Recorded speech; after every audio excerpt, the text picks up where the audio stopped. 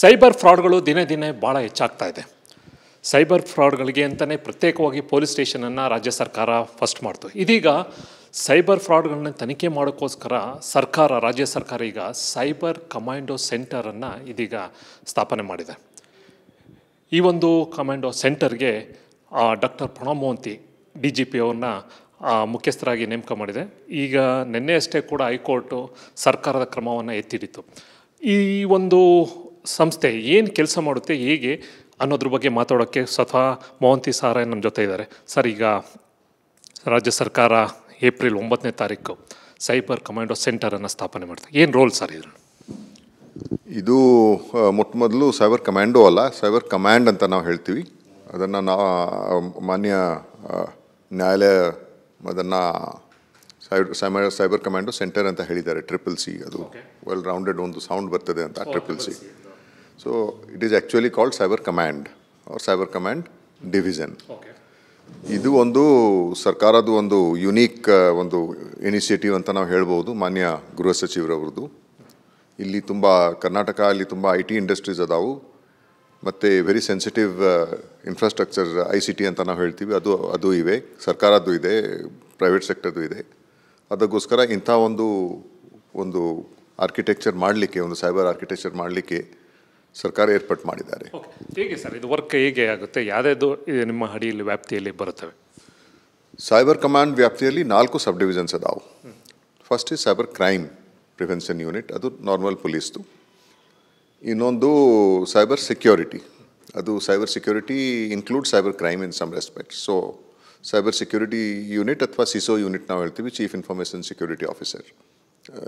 DG cyber command is also chief information security officer.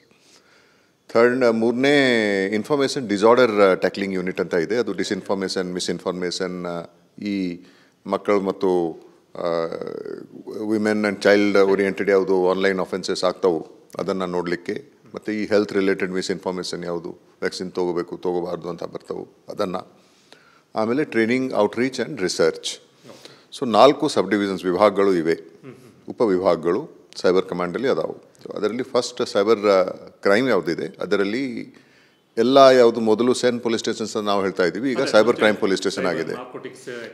ಈಗ ಅದರಲ್ಲಿ narcotics ಮತ್ತು economic ಆಫೆನ್ಸಸ್ ಇಲ್ಲ. ಮೊನ್ನೆ ಒಂದು ಸರ್ಕ್ಯುಲರ್ ಬಂದಿದೆ, ಅದ್ರ ಪ್ರಕಾರ ಬರೀ ಸೈಬರ್ ಕ್ರೈಮ್ಸ್ಗೆ ಅವರು ನೋಡ್ಕೊಳ್ಬೇಕು. ಅವು 43 ಇವೆ ನಮ್ಮಲ್ಲಿ. ಆ 43 ಇದರಲ್ಲಿ ಬರ್ತಾವೆ. ಮತ್ತು ಯಾವುದೋ ಒಂದು ಸರ್ಕ್ಯುಲರ್ ಬಂದಿದೆ ಮೊನ್ನೆ 2 ಸೆಪ್ಟೆಂಬರಲ್ಲಿ. ಅದ್ರ ಪ್ರಕಾರ ಬೇರೆ ಯಾವುದು ಸೈಬರ್ ಠಾಣೆಗಳು ಬಂದರೂ ಅದು ಸಹಿತ ಸೈಬರ್ ಕಮಾಂಡ್ಗೆ ಬರ್ತವೆ. ಆಮೇಲೆ 2 CCPS ಪೊಲೀಸ್ ಸ್ಟೇಷನ್ಸ್ ಬೇರೆ ಅದಾವು, ಬೆಂಗಳೂರು ಸಿಟಿಯಲ್ಲಿ ಇದೆ, CIDಯಲ್ಲಿದೆ, ಅದು ಸಹಿತ ಬರ್ತದೆ. ಅದು CID ಘಟಕದ್ದು ಕೆಲವು ಉಪಘಟಕಗಳು ಅದು ಟ್ರಾನ್ಸ್ಫರ್ ಆಗಿದೆ ಟು ಸೈಬರ್ ಕಮಾಂಡ್. ಅಂದರೆ CCD ಅಂತ ಇದೆ ಸೈಬರ್ ಕ್ರೈಮ್ ಡಿವಿಷನ್, ಮತ್ತು CTR ಅಂತ ಇದೆ, ಮತ್ತು NOC ಅಂತ ಇದೆ, ಮತ್ತು ಸೈಬರ್ ಲ್ಯಾಬ್ ಒಂದು ಇದೆ. ಸೊ ಅವೆಲ್ಲ ವರ್ಗಾಯಿಸಿದ್ದಾರೆ, ಅವರು ಬೇರ್ಪಡಿಸಿದ್ದಾರೆ. ಆಮೇಲೆ ಅದನ್ನು ಬಿಟ್ಟರೆ ಯಾವುದು ನಮ್ಮ ಪೊಲೀಸ್ ಕಂಪ್ಯೂಟರ್ ವಿಂಗ್ ಅಥವಾ SCRB ಅಂತ ಇತ್ತು, ಅದು ಈಗ ಇನ್ಫಾರ್ಮೇಷನ್ ಸೆಕ್ಯೂರಿಟಿ ವಿಂಗ್ ಅಂತ ಕೆಲಸ ಮಾಡ್ತಾ ಇದೆ. ಅಲ್ಲಿ ಯಾರು DG ಇದ್ದಾರೆ ಅಂದರೆ ನಾನು ಚೀಫ್ ಇನ್ಫಾರ್ಮೇಷನ್ ಸೆಕ್ಯೂರಿಟಿ ಆಫೀಸರ್ ಅಂತ ಅಪಾಯಿಂಟ್ ಆಗಿದ್ದೀನಿ ಸರ್ಕಾರ ಕಡೆಯಿಂದ. ಇನ್ನೊಂದು ಬೇರೆ ಜಿಯೋ ನೋಡಿಬಿಟ್ಟು. ಆ್ಯಂಡ್ SP SCRB ಯಾರಿದ್ದಾರೆ ಅವರು ಡೆಪ್ಟಿ CISO ಅಂತ ಹೇಳ್ತಾರೆ ಅವರಿಗೆ. ಸೊ ಈ ಘಟಕದಲ್ಲಿ ಮೊದಲಿನ ಘಟಕದಲ್ಲಿ ಸೈಬರ್ ಕ್ರೈಮ್ ಪ್ರಿವೆನ್ಷನ್ ಯೂನಿಟಲ್ಲಿ ನಾವೆಲ್ಲ cyber crimes investigation, reporting, trial monitoring ಇವೆಲ್ಲ ನಾವು ನೋಡ್ತೀವಿ, ಬರೀ ಸೈಬರ್ ಕ್ರೈಮ್ ಪೊಲೀಸ್ ಸ್ಟೇಷನ್ಸ್ದು. ಯಾಕೆಂತಂದರೆ ಈಗ ಸೈಬರ್ ಕ್ರೈಮ್ಸ್ ನಾರ್ಮಲ್ ಪೊಲೀಸ್ ಸ್ಟೇಷನ್ಸಲ್ಲೂ ರಿಜಿಸ್ಟರ್ ಆಗ್ತದೆ, ನಮ್ಮಲ್ಲೂ ಆಗ್ತದೆ.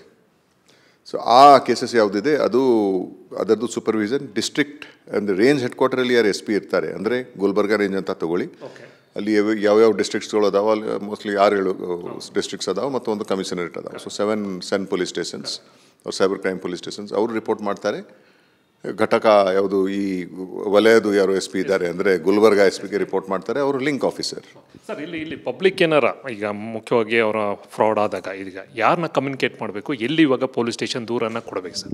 ಸೊ ಸೈಬರ್ ಕ್ರೈಮ್ ಫ್ರಾಡ್ನೂ ಇರ್ಬೋದು, ಬೇರೆ ಥರ ಸೈಬರ್ ಕ್ರೈಮ್ನೂ ಇರ್ಬೋದು. ಸೊ ಫ್ರಾಡ್ ಈಗ ಜಾಸ್ತಿ ಆಗ್ತಾ ಉಂಟು, ಬಟ್ ಬೇರೆ ತರಹ ಸೈಬರ್ ಕ್ರೈಮ್ಸ್ನೂ ಆಗ್ತಾ ಇವೆ. ಅದು ಜನರಿಗೆ ಜಾಸ್ತಿ ಗೊತ್ತಿಲ್ಲ. ಸೈಬರ್ ಫ್ರಾಡ್ಸ್ ಇದ್ದರೆ 1930 ಹೆಲ್ಪ್ಲೈನ್ ಹತ್ರ ಹೋಗ್ಬೋದು. ಮತ್ತು ಬೇರೆ ಟೈಪ್ ಇದ್ದರೆ ಪೊಲೀಸ್ ಸ್ಟೇಷನ್ ಹತ್ರ ಬರ್ಬೋದು. ಲೋಕಲ್ ಪೊಲೀಸ್ ಹೌದು, ಅದು ನಮ್ಮ ಸೆನ್ ಪೊಲೀಸ್ ಸ್ಟೇಷನ್ಸ್ಗೆ ಬರೋದು ಉತ್ತಮ. ಲೋಕಲ್ ಪೊಲೀಸ್ ಸ್ಟೇಷನ್ಸ್ಗೂ ಹೋಗ್ಬೋದು, ಬಟ್ ಮೋಸ್ಟ್ಲಿ ನಮ್ಮಲ್ಲೇ ಬರಬೇಕು ಅದು. ಯಾಕೆಂತಂದರೆ ಅಲ್ಲಿ ನಮ್ಮದು ಸ್ಪೆಷಾಲಿಟಿ ಇದೆ ಅದನ್ನು ಮಾಡೋದು. ಆಮೇಲೆ ಅದರದ್ದು ಸೂಪರ್ವಿಷನ್ ವಲಯ ಎಸ್ ಪಿ ಹತ್ರ ಇರ್ತವೆ. ಅಂದರೆ ಗುಲ್ಬರ್ಗ ಡಿಸ್ಟ್ರಿಕ್ಟ್ ಎಸ್ ಪಿ, ಅಲ್ಲಿಂದ ಲಿಂಕ್ ಆಗಿ ನಮ್ಮ ಹತ್ರ ಬರ್ತದೆ. ಸೊ ಸೈಬರ್ ಕಮಾಂಡ್ ಯಾವುದಿದೆ ಹೆಡ್ ಕ್ವಾರ್ಟರ್ಸಲ್ಲಿ, ಡಿ ಜಿ ಸೈಬರ್ ಕಮಾಂಡ್ ಕೆಳಗಡೆ ಒಬ್ಬ ಸೆಕೆಂಡ್ ಇನ್ ಕಮಾಂಡ್, ಇನ್ನೂ ಒಂದು ಥರ್ಡ್ ಲೇಯರಲ್ಲಿ ಕೆಲವು ಎಸ್ ಪಿಸ್ ಇದ್ದಾರೆ. ಎಸ್ ಪಿಸ್ ಬೇರೆ ಬೇರೆ ಕೆಲಸ ನೋಡ್ತಿರ್ತಾರೆ. ಸೊ ಮತ್ತು ಇನ್ಫಾರ್ಮೇಷನ್ ಸೆಕ್ಯೂರಿಟಿ ಆಫೀಸರ್ ಅಂದರೆ ನಾವು ಸೈಬರ್ ಸೆಕ್ಯೂರಿಟಿನೂ ನೋಡ್ಕೊಳ್ತೀವಿ. ಅಂದರೆ ಡೇಟಾ ಬ್ರೀಚಸ್ ಆಗಲಿ ಅಥವಾ ಯಾರ್ದು ಇನ್ಫ್ರಾಸ್ಟ್ರಕ್ಚರ್ ಮೇಲೆ ಅಟ್ಯಾಕ್ ಆಗಲಿ, ಆಡಿಟ್ ಆಗಲಿ, ಇವೆಲ್ಲ ಬೇರೆ ಥರದ್ದು. ಇವೆಲ್ಲ ಯಾವ್ದು ನಾವು ಹೇಳ್ತಾ ಇದ್ದೀವಿ, ಅದು ಕರ್ನಾಟಕ ಸೈಬರ್ ಸೆಕ್ಯೂರಿಟಿ ಪಾಲಿಸಿ ಅಂತ ಒಂದು ಡಾಕ್ಯುಮೆಂಟ್ ಬಂದಿದೆ 23ರಲ್ಲಿ. ಅದ ಪ್ರಕಾರ ಸರ್ಕಾರ ಅದನ್ನು ಸೃಜಿಸಿದ್ದು. So cyber command is nothing but a product of the Karnataka cyber security policy.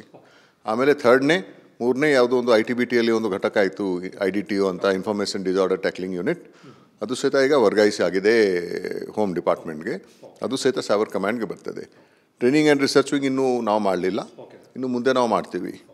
Sir, ಈಗ ಒಂದು ಏನು ಅಂತಂದರೆ, ಈಗ ಹೋಗಿ ಯಾರು ದುಡ್ಡು ಕಳ್ಕೊಂಡಾಗ ಇಮಿಡಿಯೇಟಾಗಿ ಗೋಲ್ಡನ್ ಅವರ್ ಅಂತ ಇರ್ತಾರೆ, ಇಮಿಡಿಯೇಟ್ ಒಂದು ಪೊಲೀಸ್ ಸ್ಟೇಷನ್ಗೆ ಒಂದು ಕಂಪ್ಲೇಂಟ್ ಕೊಡೋ, ಅದಲ್ಲದೆ ಆನ್ಲೈನ್ ಏನಾರು ಕಂಪ್ಲೇಂಟ್ ಕೊಡುವಂಥ ಏನಾರು ಆ ಥರ ವ್ಯವಸ್ಥೆ ಇದೆ. 1930 helpline is both online as well as telephonic. So ಅಲ್ಲಿಗೆ ಇನ್ಫಾರ್ಮೇಷನ್ 1930 1930 ಅಂತ ನಾವು ಹೇಳ್ತೀವಿ.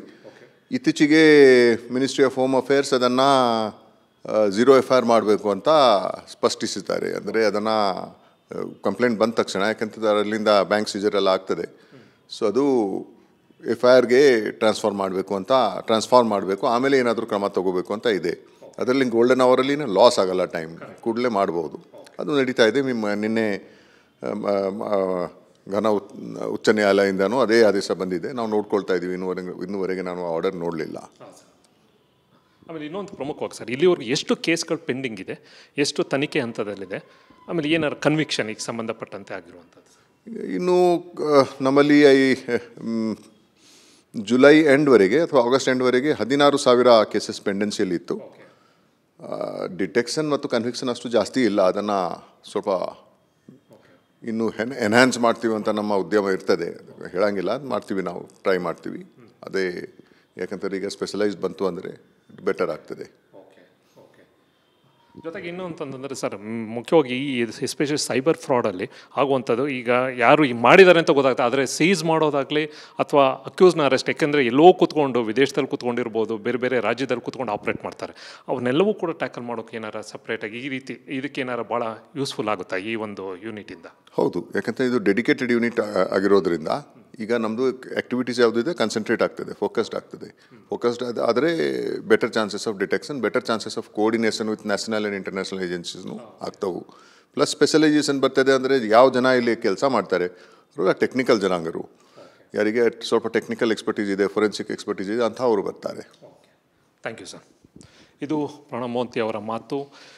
ಎಕ್ಸ್ಕ್ಲೂಸಿವ್ ಆಗಿ ಸೈಬರ್ ಫ್ರಾಡ್ಗೆ ಇರುವಂಥ ಈ ಯೂನಿಟಿಂದ ಸಾಕಷ್ಟು ಜನ ಅನುಕೂಲ ಆಗುತ್ತೆ ಅನ್ನೋ ಒಂದು ಮಾತನ್ನು ಅವರು ವ್ಯಕ್ತಪಡಿಸಿದ್ದಾರೆ. ಕ್ಯಾಮ್ರಾಮ್ಯಾನ್ ಸುಶೀಲ್ ಜೊತೆ ಕಿರಣ್, TV9 ಬೆಂಗಳೂರು.